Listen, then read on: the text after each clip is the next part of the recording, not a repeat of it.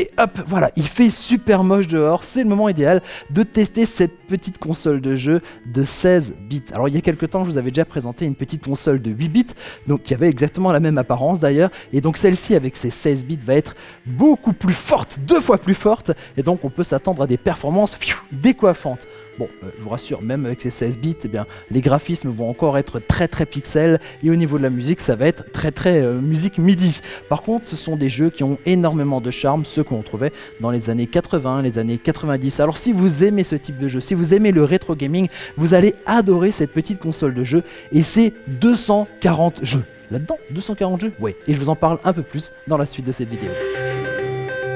Alors oui, ça peut paraître complètement dingue, par exemple pour quelqu'un qui aurait fait un voyage dans le temps depuis les années 80-90, ça, ce n'est pas la manette de jeu, c'est toute la console de jeu. Donc il y a bien le petit joystick, les petits boutons, les petits éléments électroniques à l'intérieur, les piles même pour faire fonctionner cet appareil, et les jeux. Là-dedans, il y a 240 jeux. À l'époque, dans les années 80-90, 240 jeux, ça pouvait vous prendre une armoire pleine avec plusieurs étagères, ça prenait énormément de place, alors que là vous voyez que maintenant tout ça, ça tient dans une petite boîte, qui est à peu près la taille d'une boîte d'allumettes. Au niveau du format, cette mini console est juste géniale puisque vous allez pouvoir facilement la ranger dans un tiroir quand vous ne jouez pas avec, mais ce qui est encore mieux, c'est que vous allez pouvoir l'amener avec vous en voyage ou alors pour organiser des soirées rétro gaming avec vos amis. Au niveau de l'installation, là aussi c'est super simple, on en a déjà parlé un petit peu à l'intérieur, vous allez glisser 3 petites piles et puis vous avez ici ce câble qui est fourni d'un côté, on va dire du micro jack qu'on branche ici sur la console, de l'autre côté vous avez 2 câbles cinch, 2 connecteurs cinch,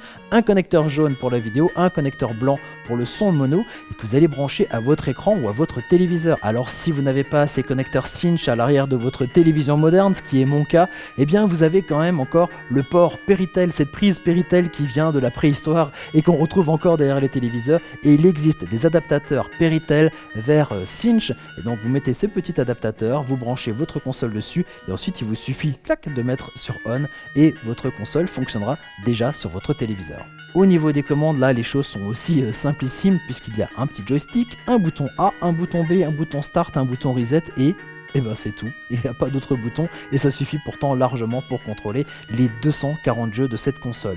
Alors il y a des jeux